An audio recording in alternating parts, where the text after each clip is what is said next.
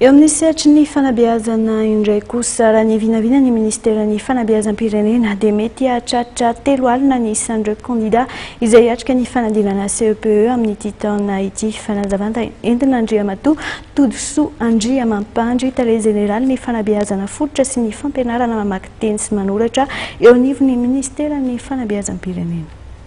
Manana ny fanadinana zany soa ny CEPE zany zao efa nanomboka tamin'ity afa ivelety dia farana amin'ny tapany volana mars dia manomboka indray ny BPC ny voamarika zany dia nitombo be mihitsy ny mpianatra malagasy izay nao ny CPE ary tombanana eo amin'ny 30 000 zany no isan'ny candidat à CPE amin'ity raha tsy nisy afa-tsy 26 000 teo eo zany tamin'ny taona lasa. Ny antony mahatonga an'izany moa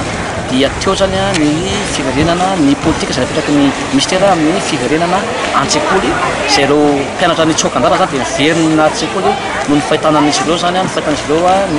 ny nahitany ray aman-dreny ny fanatsarana izay nataon'ny ministera tao anatin'izany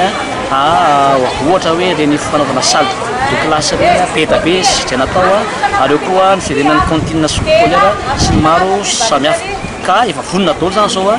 ny amin'izany fanomanana ny CPE sy ny BPC zany ny ministeran'ny fanabeazam-pirenena ao anatin'izay rehetra izay.